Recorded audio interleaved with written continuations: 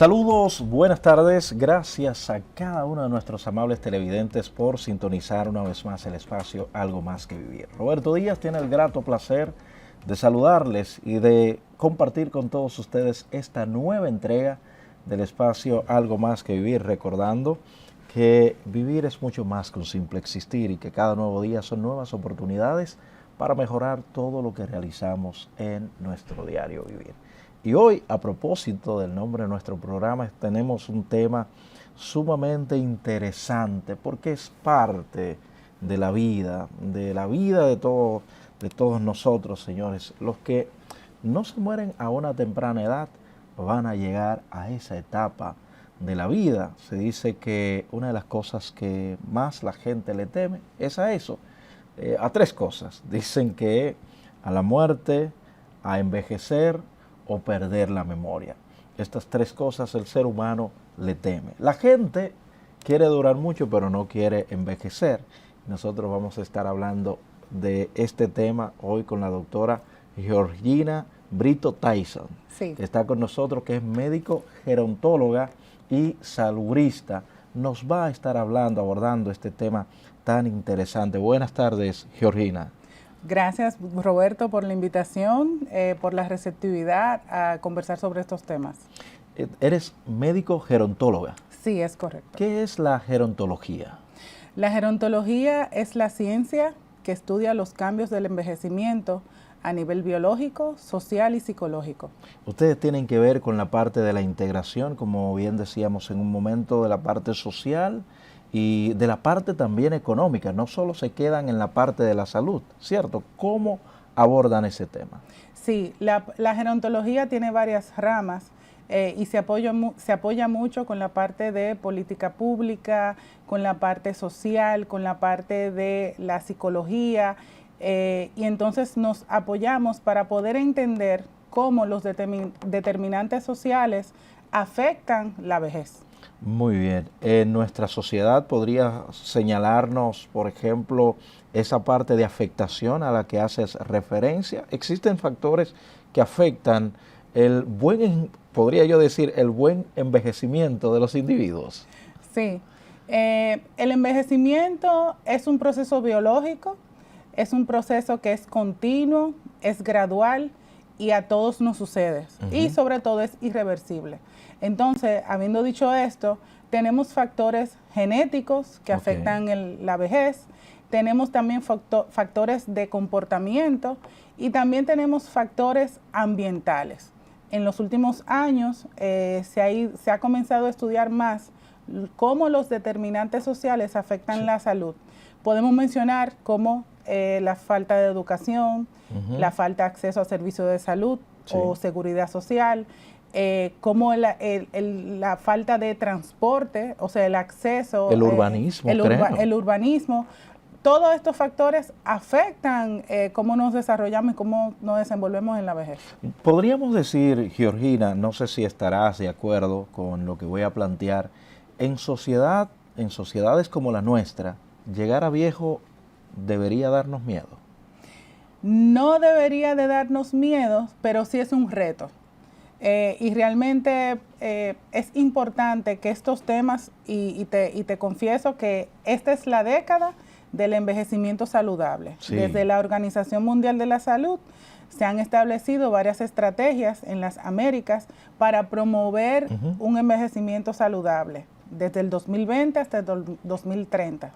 Y el envejecimiento saludable y exitoso tiene tres pilares. A ver. Uno es tener compromiso con la vida, o sea, cultivar el ser, que el título del programa tiene mucho que ver. También conservar la salud física y cognitiva, o sea, nuestra inteligencia, la capacidad de poder resolver problemas. Y también el tercer pilar es evitar enfermedad y, en caso de que ocurra, la rehabilitación. Esos son los tres pilares de un envejecimiento exitoso. Pero se percibe en nuestra sociedad que los envejecientes, aunque quizás no esté bien o correcto el término desde el punto de vista gerontológico, pero las personas de la tercera edad, podríamos decir, hay una percepción de que sufren los dos tipos o los dos peores tipos de abandono, el familiar y el estatal, porque es como que después de los 50 ya casi en ocasiones ni tu familia quiere saber de ti.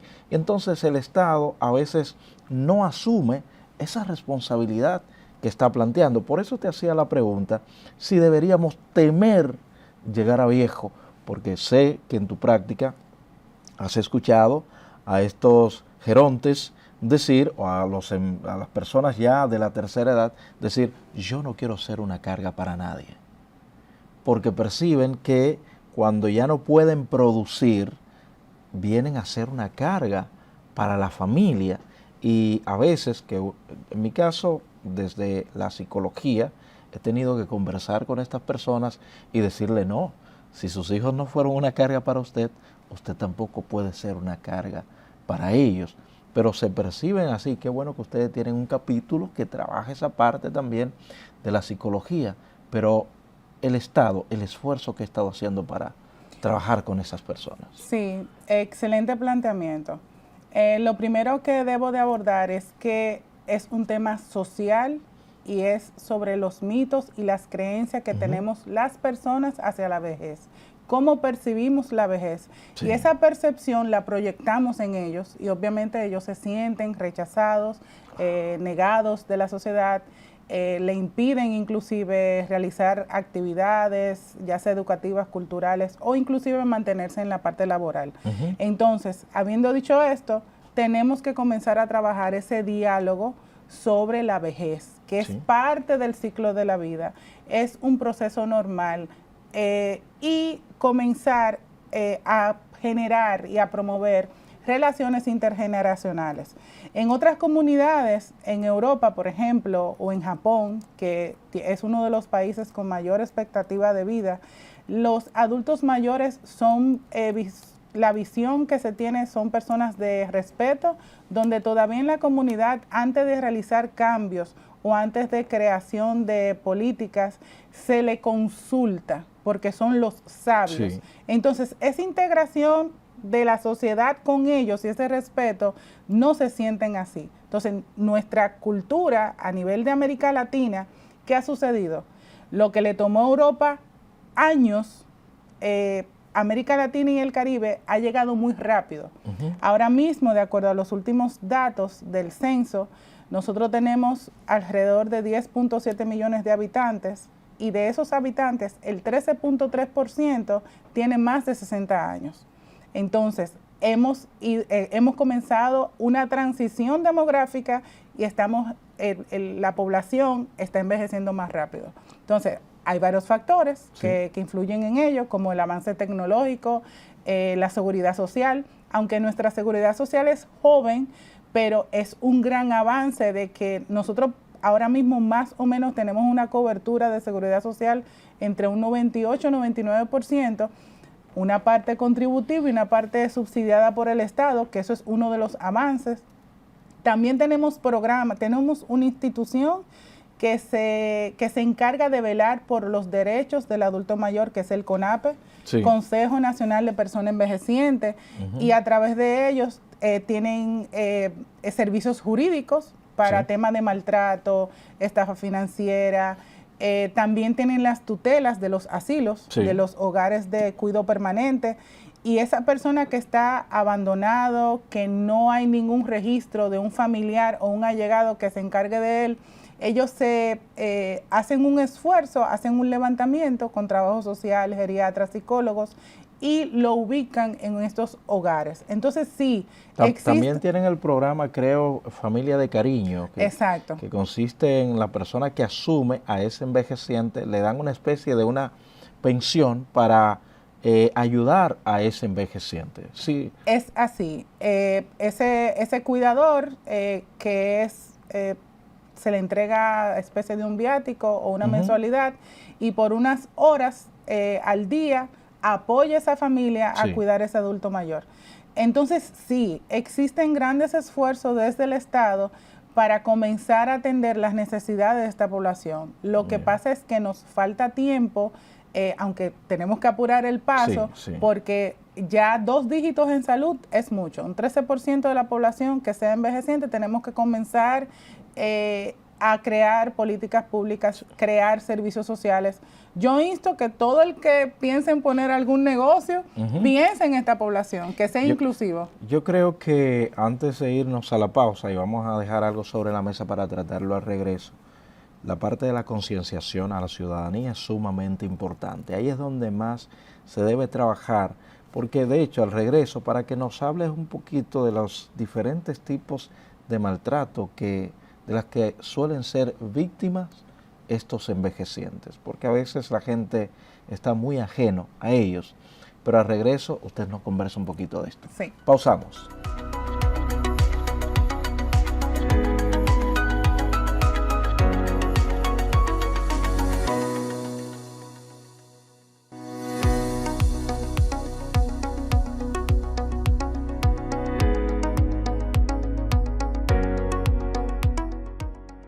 Estamos de regreso en el espacio Algo Más que Vivir, con esta interesante conversación con la doctora Tyson, médico gerontóloga, conversándonos acerca del tema de los envejecientes aquí en la República Dominicana. Antes de hablar del tópico acerca de los diferentes maltratos que son sometidos a veces estos envejecientes, si pudiera usted enfatizar o ampliar un poquito más acerca de cómo anda el tema de los adultos mayores en la República Dominicana. Creo que usted daba un dato de un 13% de la población. Si nos podrías decir algo más sobre esto. Sí. ¿Tenemos una población envejeciente? No, todavía no podemos no podemos decir que tenemos una población envejecida. Sí estamos en un proceso de transición. Es notable el crecimiento de esta población. Antes, esa pirámide poblacional, ese triángulo con una base bien ancha donde los ciudadanos, los niños y jóvenes, estaba bien ancha la base, ahora mismo está más cortita y la cúspide, esa punta de esa pirámide está más ensanchada, lo que quiere decir que en la actualidad esa pirámide poblacional está ovaladita, o sea que definitivamente estamos teniendo mejor calidad de vida, ha aumentado la expectativa de vida y eso tiene varios factores. Doctora, ¿a partir de qué edad podemos considerar que una persona es ya adulto mayor o envejecida? Sí, en nuestro país es a partir de los 65 años, fuera de nuestro país a partir de los 60 en varios países. Esa edad está muy relacionada con la edad de retiro. Y con leyes estatales. A propósito de lo que usted hablaba de la expectativa de vida, calidad de vida, cualquier muchachito tiene 60 años hoy en día, doctora. Sí, tenemos, como mencioné anteriormente, varios factores que influyen en ello. Uno es la seguridad social. Definitivamente, el tener acceso a servicios de salud mejora la calidad de vida. El que tú puedas, por ejemplo, tener acceso a vacunas, que es la parte de prevención, la parte si desarrollas una enfermedad que tú puedas ir a hacer un procedimiento quirúrgico. Por ejemplo, en la pandemia tuvimos una extraordinaria respuesta del sistema de la parte de laboratorios, donde inclusive los laboratorios acudían al hogar a tomar las muestras de los pacientes. Esos son grandes avances. Si te das cuenta, en los últimos tiempos tenemos un centro de imágenes cerca de ti, donde inclusive para hacer turnos y citas es relativamente ágil. Todos esos avances influyen en el aumento de la expectativa de vida. Excelente. Ahora sí podemos hablar un poquito acerca de los diferentes maltratos que a veces son sometidos estos envejecientes, doctora. Sí, hay un tipo de maltrato que quizá es el más común para identificar, que es el maltrato físico, agresiones físicas. También tenemos el maltrato que es la parte de la estafa financiera, donde por cualquier deterioro cognitivo que tenga, si un familiar tiene la tutela de ese adulto mayor, los recursos no necesariamente son utilizados para temas que tienen que ver con esa persona y son malversados. Entonces, También está la parte de manipulación, también la parte de manipulación emocional, donde ante esa vulnerabilidad para quizá tomar decisiones y empoderamiento, hay un abuso de confianza. Entonces, es bastante delicado. Yo le exhorto a la ciudadanía que inclusive si sospecha que un amigo, un familiar o hasta un vecino está sufriendo de algún tipo de maltrato, ve un deterioro físico muy marcado, inclusive hasta no dejarlo salir y que vaya a la iglesia, sí, o que se reúna con sus compañeros, ya eso es un abuso. El claro, tener una persona encerrada, no, que yo no quiero que se caiga y no puede salir de aquí porque entonces me ocasiona ciertos problemas, ya eso es maltrato.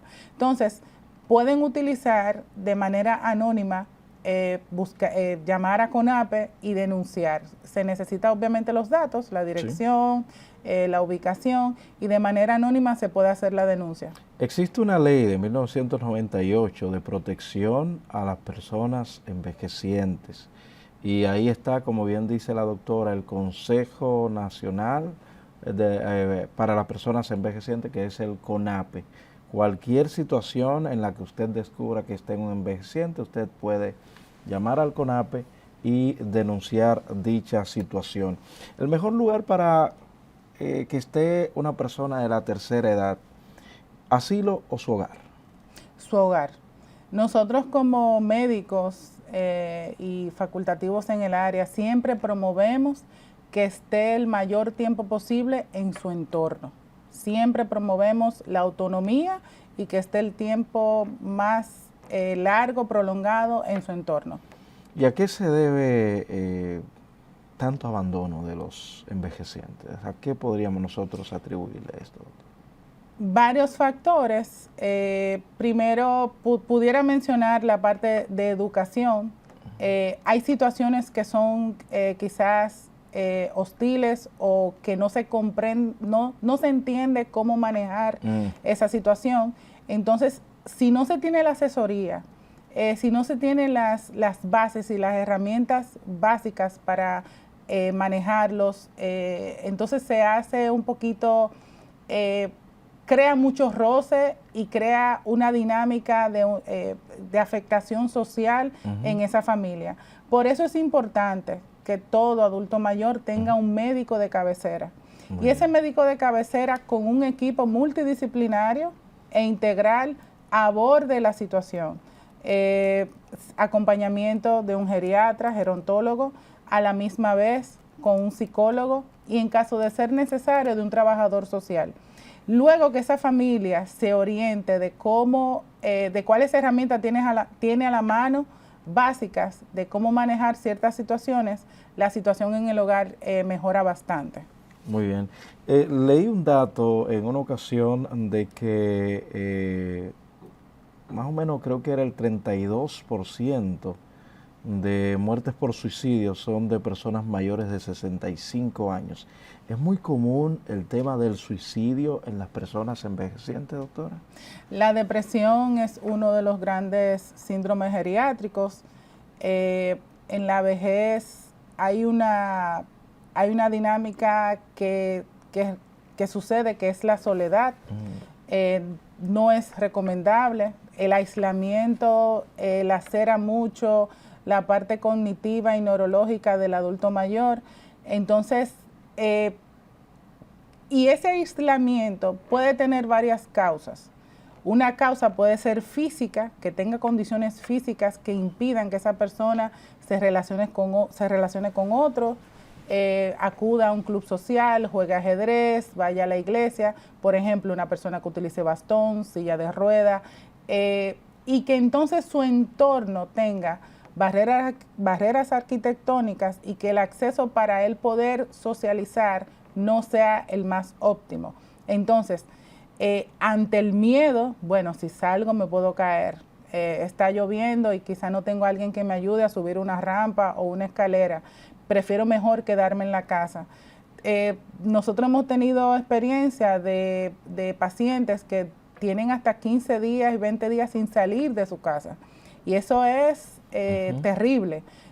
Cuando comenzamos a indagar el por qué, entonces esos factores entran mucho ahí. También nuestro medio, las actividades sociales, no le niego, son limitadas. Sí. Aunque tenemos clubes sociales y culturales, por ejemplo, en la zona colonial se realizan muchas actividades, pero entonces está el tema del transporte. Sí, pero que no sé cómo llegar, se me dificulta pedir un taxi, no tienen agilidad con la tecnología. Esta cohorte de adultos mayores que nos toca ahora, que son los baby boomers que nacieron en el 1930, 1940, muchos de ellos son iletrados, lo cual impide también tener un acceso quizá a herramientas que usted y yo tenemos, internet, celular, WhatsApp. Hay adultos mayores que no manejan celular, entonces dificulta un poquito ciertas cosas. Y el aislamiento definitivamente y la soledad, melancolía, depresión y puede llegar al suicidio. Señora, es una alegría inmensa cuando algunos nietos deciden enseñarle a los abuelitos a utilizar esas tecnologías. Sí. Hemos visto casos. Y sumamente beneficioso. Sí. Bueno, vámonos a una nueva pausa. Al regreso estaremos terminando ya, cerrando esta primera entrevista en el espacio Algo Más que Vivir. Me gustaría profundizar un poquito más sobre el tema de la falta de urbanismo, precisamente para la movilidad de estos ancianos. Pero al regreso vamos a ampliar. Pausamos.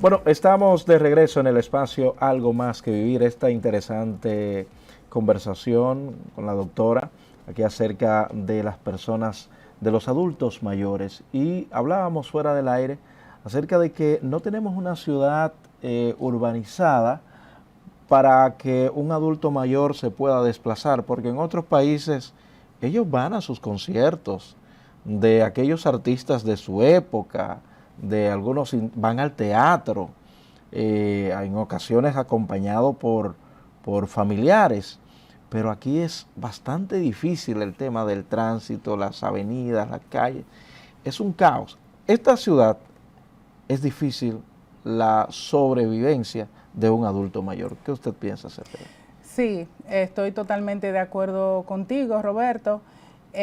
Varios aspectos.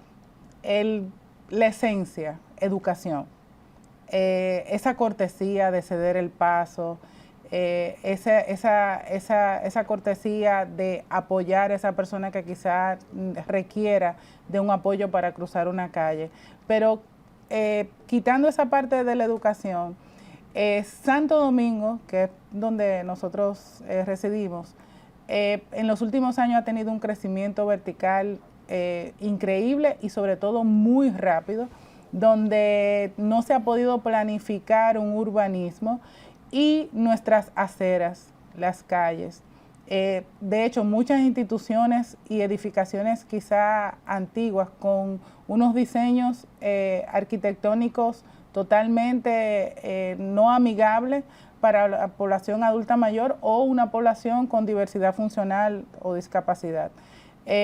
Hay un movimiento a través de CONADIS, Consejo Nacional de Discapacidad, sí, donde insta a las instituciones y las empresas de ser más inclusivos, de tener las rampas, inclusive las plazas comerciales. Se está haciendo un esfuerzo, pero debemos de agilizar el paso. Nada que hablar sobre el transporte público. No es sumamente dificultoso para una guagua de transporte tipo OMSA o las famosas voladoras. Es difícil para una persona joven acceder. Imagínense con una persona con quizá debilidad muscular o quizá con un tipo de discapacidad. Entonces, a través del Estado y también nosotros como ciudadanos, porque si usted tiene una empresa, ya sea un restaurante, una peluquería, un salón de belleza, cuando usted esté diseñando su entorno, piense en esa persona que tiene 60, 80, 90 años, que va a acceder a su negocio y que la entrada tenga el espacio suficiente, las puertas, que pueda acceder una silla de rueda o un andador tenemos que comenzar es una responsabilidad mixta, Estado y ciudadanía. Sí, a propósito de lo que dice, son muy excluidos las personas envejecientes en nuestro país. Es un reto, es lo que puedo decir, es un reto. Sí, porque lo que usted termina de decir, se construye no pensando en ellos. No siempre se les cede el paso a las personas envejecientes. Sin embargo, en este tiempo también vemos a muchas personas envejecientes muy conscientes haciendo ejercicio, 70, sí. 75 años, he visto hasta de 80. De hecho, hay unas doñitas por donde yo vivo, señores, sorprendente, a las 4:30 de la madrugada están haciendo ejercicio.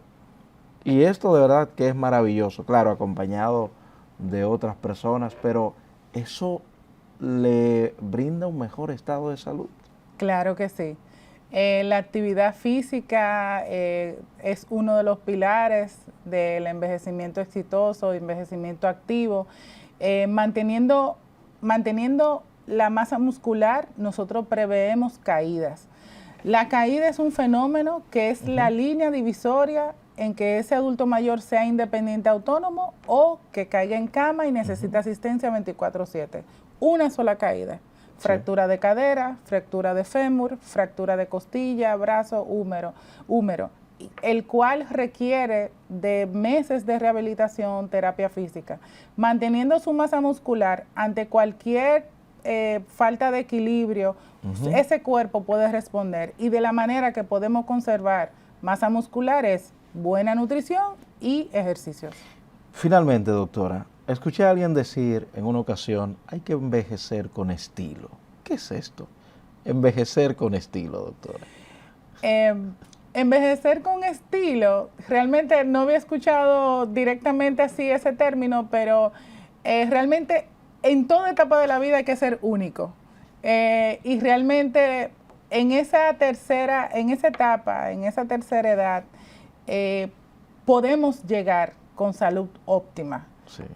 Simplemente debemos de cuidarnos, así como tratamos nuestro cuerpo cuando somos jóvenes, así él nos va a responder en esa etapa. Sí. Y simplemente ser ellos, ser originales y tener su propia personalidad. Eso es estilo. Doctora, ¿dónde se encuentra usted laborando? ¿Cómo pueden hacer contacto con usted si alguien requiere de sus servicios? Sí, me pueden encontrar en el Centro Gerontológico Integral Dominicano, CEGID, en el teléfono 809-548-8902. Estamos ubicados en el sector Los Prados y nos pueden seguir en las redes DRA Georgina Jero. Bueno, muchísimas gracias doctora Georgina. Pausamos, al regreso tenemos nuestra segunda invitada que viene también con un tema sumamente interesante.